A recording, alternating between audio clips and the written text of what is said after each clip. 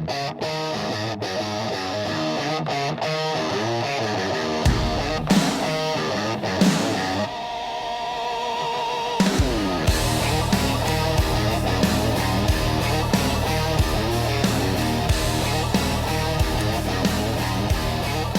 a smile on my face, a song in my heart, and a quarter tank of gas. Guess which one costs money? Welcome to Beyond Ringside, live on this beautiful Thursday afternoon, 21st day of May. Multiple location station, extended situations from yesterday, multiple all the way across the board. So we all just basically said, let's move to Thursday. We've done it before, so I put out some of the promos, and yes, the QR code did work. From Studio One in beautiful Birmingham, Alabama, yours truly, the Magic City Motor Mouth Fast Eddie Layne, welcoming in tag team partner, the promoter, the trivia master, and so much more, the incomparable Shane Noles. What's up, brother? The Freebirds are down one today. Want to send well wishes to Ted Guinness. Hope you're having a wonderful time on your cruise, and according to photos, we all deserve a break. We all deserve a vacation, and we'll afford it again. Lo and behold, it goes from being $3.87 a gallon, and I saw it coming. I was leaving from Monday night, the show with the Beer Hog, and in Pelham, it was $4.19. And I'm sitting back going, oh, God, here we go. That's a 30-cent jump plus, or 32. And I get down to Alabaster, one city south, and the Murphy gas station there was still $3.87. I'm going, eow. Safely, of course, using turn signals and obeying all traffic statutes. Knows I ain't going to do that in Alabaster. But the standing still... Go ahead. Well, I'm sorry, you mentioned everyone needs a vacation. I thought what better time than to update our listeners and you on who's coming to the gathering in Charlotte, North Carolina. Now, give me the dates on that again. That will be Thursday, July 22nd, I believe, through Sunday, July 26th, if I have the dates correct there. Let me pull up my calendar to make sure I don't misquote in case Martin D'Amato were to be listening. Yeah, that is Thursday, July 22nd through Sunday, July 26th. At the Hilton in Charlotte, North Carolina.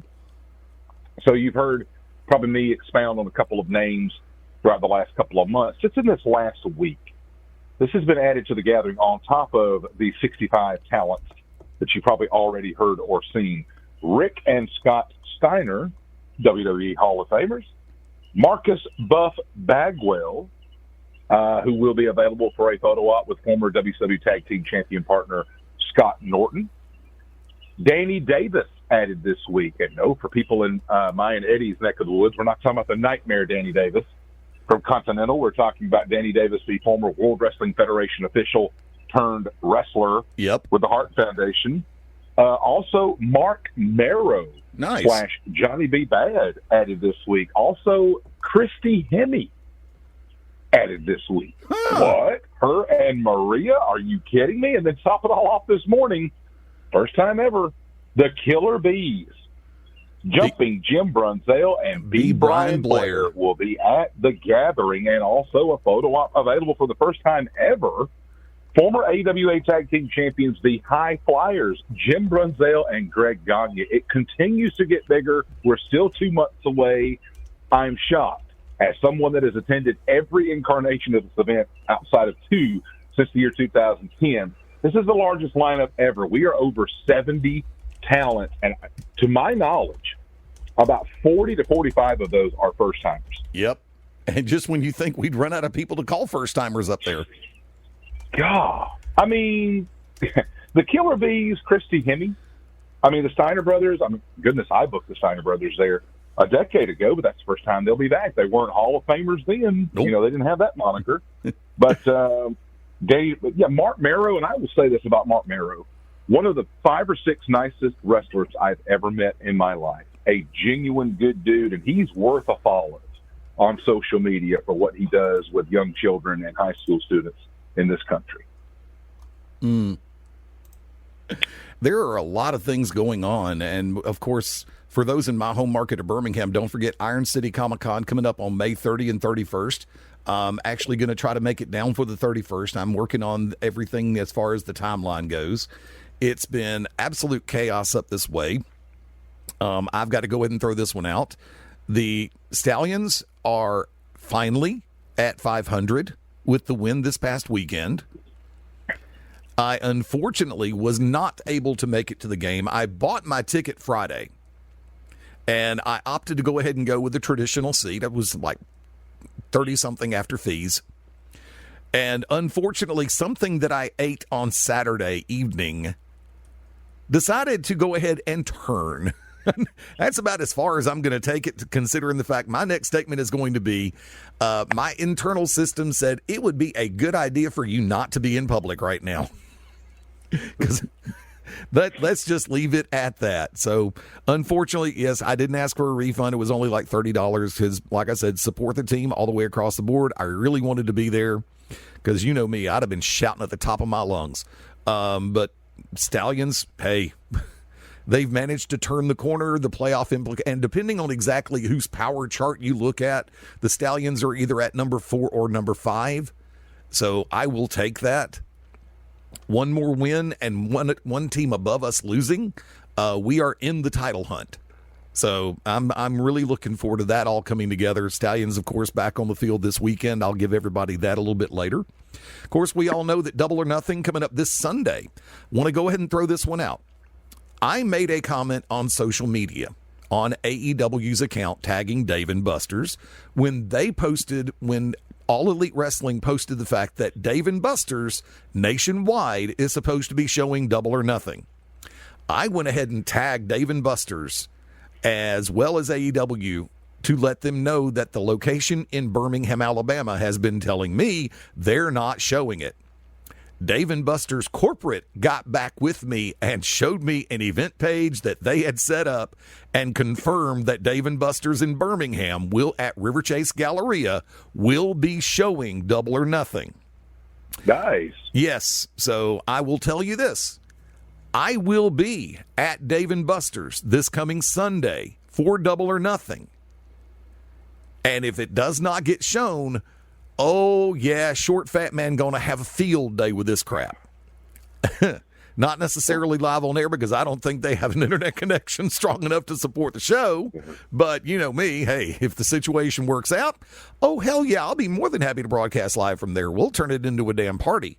A place that's legally showing the pay-per-view and managed to get some people in there for some wings and some beer. Yeah, it's another pay-per-view later on in the year. I'm all in. So... And, of course, Saturday night's main event coming up this weekend as well. And I'm just going to go ahead and throw this one out. Dear WWE and All Elite Wrestling, why is it so damn difficult for you to manage to update your websites and your social media with all of the information for your upcoming live events? AEW did Dynamite and Collision last night. So, lo and behold, your go-homes are pretty much locked in. Now, they do have on their social media, I think it was Instagram, match graphic, or no, it was on .com, but it was on a different page, the graphics for the lineup.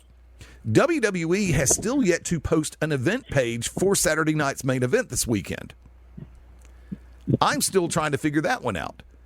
Because according to some websites, there are 5 matches. According to Bet Online, they're only covering 4. So, it gets frustrating. I have a question for the week. And I watched the Road Warriors documentary.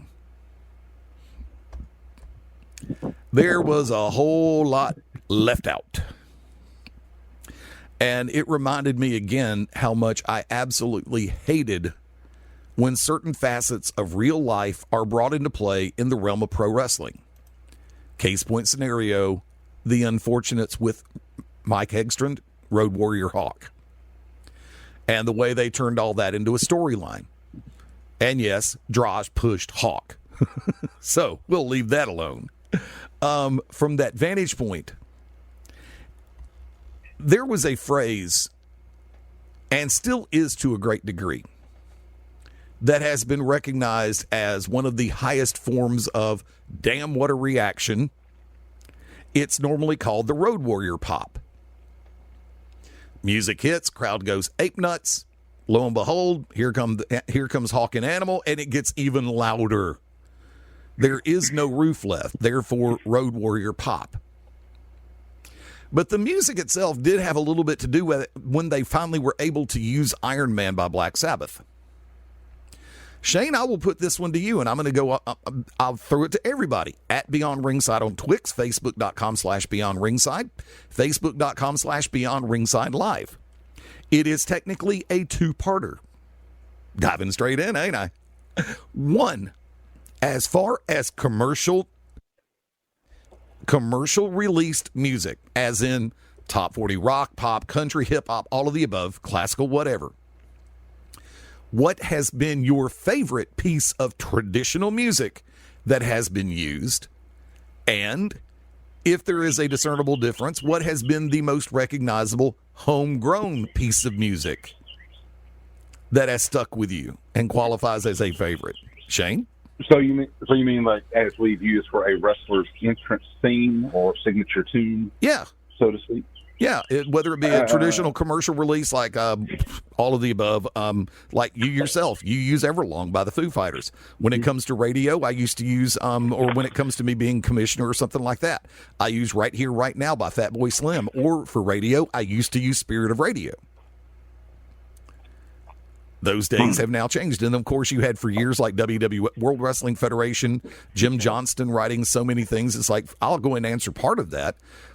Razor Ramon's music for me was still one of my all-time favorites. The Red and Black Attack of the Wolfpack that was produced WCW and NWO Red and Black. I always dug that, as well as the music, that last incarnation of the music for the Four Horsemen. Those three, and I used to use the Horseman music for my ringtone. So, I love that. Oh, God, yes. Well, I'm thinking for not licensed music, you could look at everything in ECW that Paul Heyman used without permission, or Corny in Smoky Mountain Wrestling. Yeah, pretty much. Yeah, it's funny. A couple of playlists for me, and I'm going to surprise you here. All American Boys for the fabulous Rougeau brothers of Jacques and Ramon with Jimmy Hart. I don't know why I love that, because they sing in French and American, and years later, via the usage of the internet, being able to figure out in the second verse that Jacques is truly putting down the USA when he speaks in French. That's so great. Also loved Wayne Ferris's self-sung tune, Cool, Cocky, Bad, for the Honky Tonk Man. Yep. Good one there. For WCW, and this goes back to his early days, the man they call Sting with the cowbell. Yep. You just knew. So, and I know Sting did other themes that may be more famous to people, but that one always stuck with me. And don't go messing with a country boy, right, for Hillbilly Jim. These are all just off the top of my head. But I think one of the more signature ones here, Sexy Boy for Shawn Michaels, which still amazes me that a lot of people don't remember the original tune, which was sung by Sherry and Shawn, which was far different than the one that just became Shawn Michaels. But, we could go on, but Real American, when it was used for the U.S. Express before Hulk Hogan.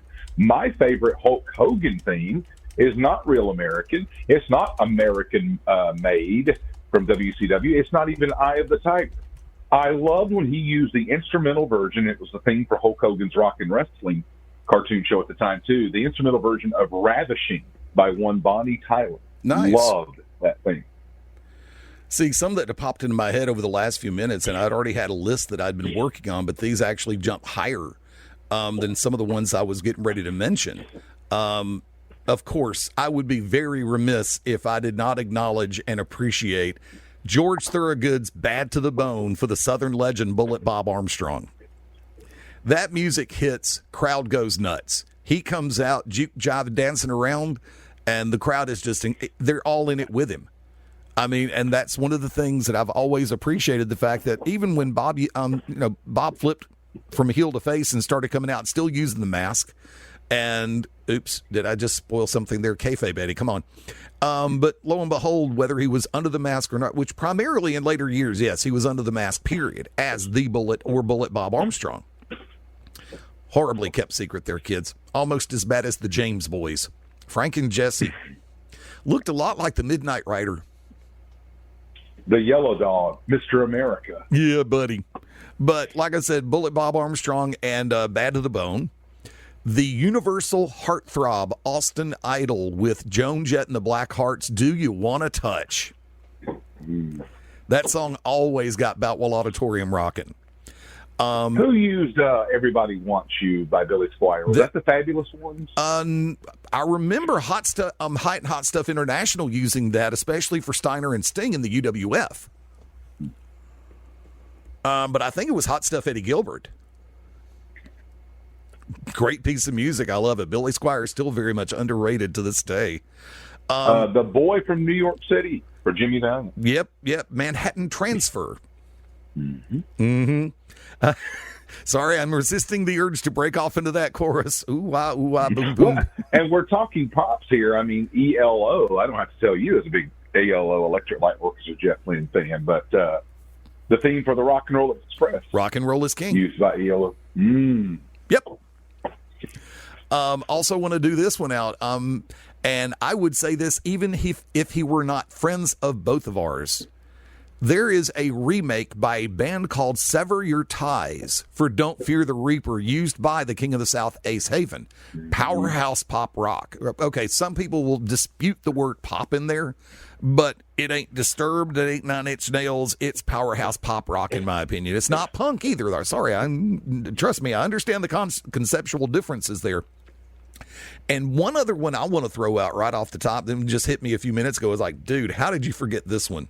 Because this is another one that I actually reworked and used for a ringtone for a while. He used it in promos, and he used it on the way to the ring. Courtesy of Hank Williams Jr. and Huey Lewis. You can't judge a book by looking at the cover for The American Dream, Dusty Rhodes. Yes, I went a little bit obscure on that because he really didn't use it that long. But that's well, and even I mentioned you and I and Ted being the Freebirds, Fast Street USA. Yes, for the Freebirds themselves. Wow. Oh, exactly. I mean, that's pretty much the one that started it all. Even before, and there was something about that crowd came alive too when Rush Tom Sawyer was used for the Modern Day Warrior Kerry Von. Affirmative, very much affirmative. I think Mad Dog Buzz Sawyer used the Immigrant Song from Led Zeppelin. And, boy, let's not forget when they were able to legally use it, or before they got caught using it, that would be Giorgio Moroder's Midnight Express movie theme from the OST, or official motion picture soundtrack for. Now, I'm trying to remember if it was used during Bobby and Dennis, or if it was Bobby and Stan. I know that they changed to the generic parody version of it. Bobby and Dennis. Yeah. That's what I thought. Because I know Randy and Dennis didn't use it over here. Now, well, that would have been on the border of when it would have been available. But, yeah. A special shout-out, too, for a brief moment in time, a couple of years there, in Mid-South, when the Junkyard Dog used Another One Bites the Dust by Queen. Yes. It still hurts me, the fact that to this day, there was still they were worried about a certain sentiment growing in the United States, so they stopped touring here. And that, I'm sorry, I'm just going to go ahead and throw this one out there. Y'all can like me, love me, hate me, at me. I don't care. I would have paid money to see Queen here domestically in the southeastern U.S. That's a road trip I would have made to Georgia, Nashville, Gulf Coast, even further south in Florida, Charlotte. I mean, it didn't matter. If they would. Okay. Go ahead. I just want to spin off something you're doing here. You can continue. I was already thinking this before you mentioned them.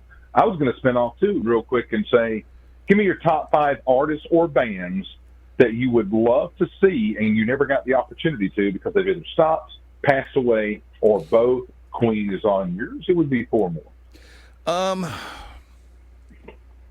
It's really kind of hard to say because I've seen so many of my dream acts. I didn't get a chance to see ELO when they were riding high on a cloud in the 70s and 80s, but I did get a chance to see them in Nashville for the return tour back in 2018, 2019. And I thoroughly enjoyed it. It's like you get a chance to see a band like that during that era with almost all new members, because Richard Tandy was not able to make that trip. But like I said, I had that opportunity to see Jeff Lynne's ELO in Nashville. It would have either been, I took the July 3rd date instead of the July 5th date because I figured Atlanta was going to be chaos. I also took for those who know me, you know what I'm about to say. I also took that Nashville date on June 3rd so I could go July 4th to the Jack Daniel's distillery. Yes, I'm that predictable in that regard. I wanted to see Pink Floyd in younger days, and unfortunately was not able to see them during particular eras. That would be one that I saw Prince 5 different times. Yeah, actually 6. But lo and behold, I saw Alabama. I'd have to add the Charlie Daniels Band to that. That would be another group that I never had an opportunity to see. For as much as I liked his music, I was never intrigued enough to go to a Michael Jackson concert.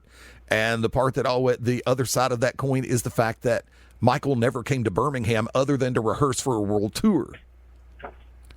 So, lo and behold, Janet, I would have liked to have missed her when she came to the Omni and sold out like 4 nights. I'm telling you, when you go to the Omni, you're selling out 4 nights. A, you're doing something well, and B, those tickets are already hard to get. Garth Brooks, saw him. Travis Tritt, know him. I'd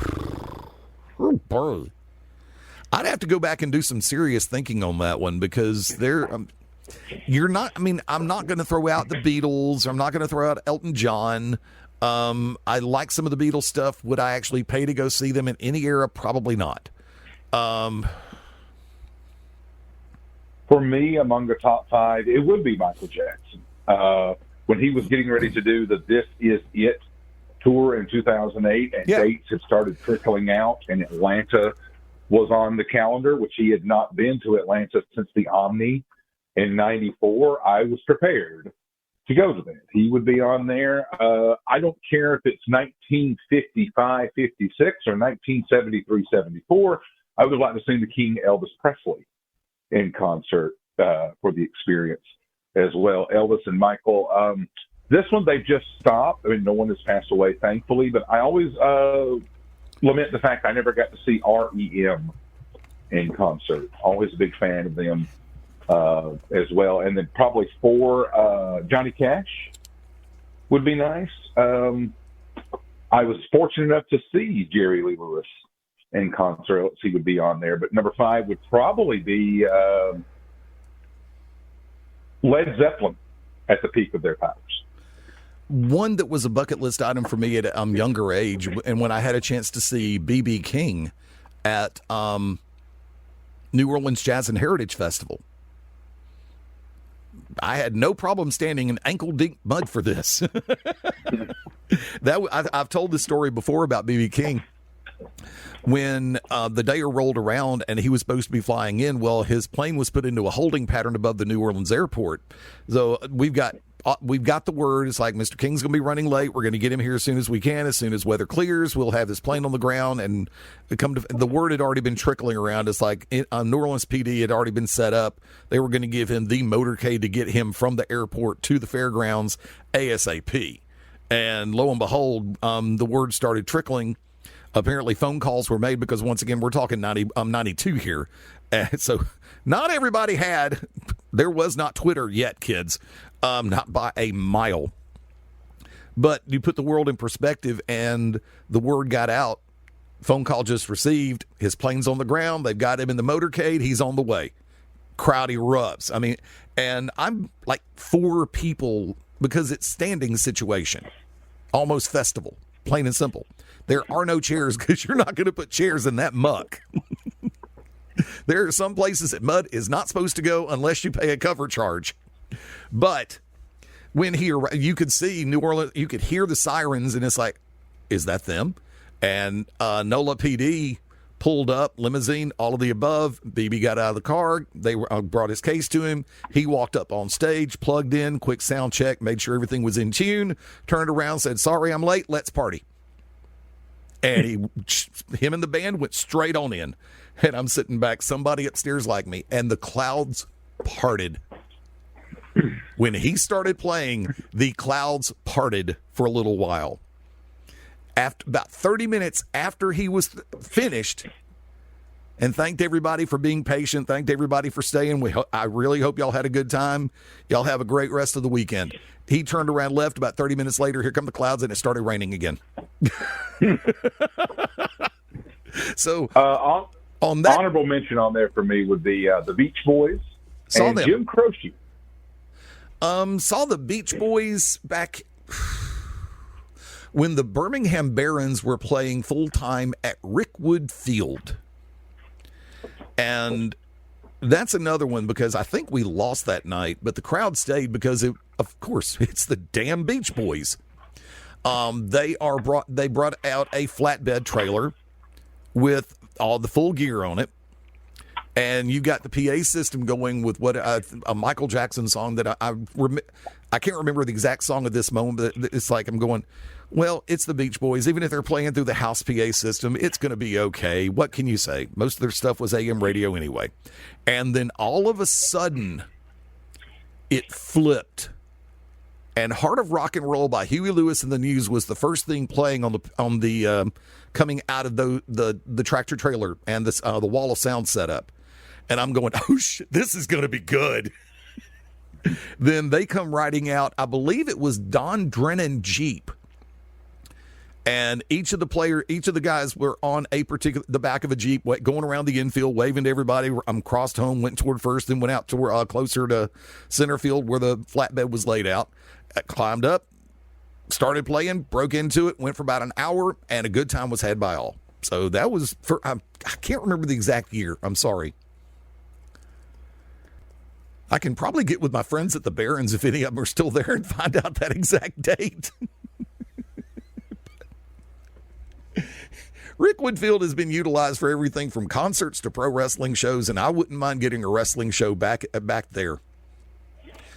I was hit with this question, and actually, tell you what, we need to go ahead and pop that first break real quick. I apologize for the timeline on this. Bear with us. Shane and I will return in just a moment. You are listening to Beyond Ringside Live.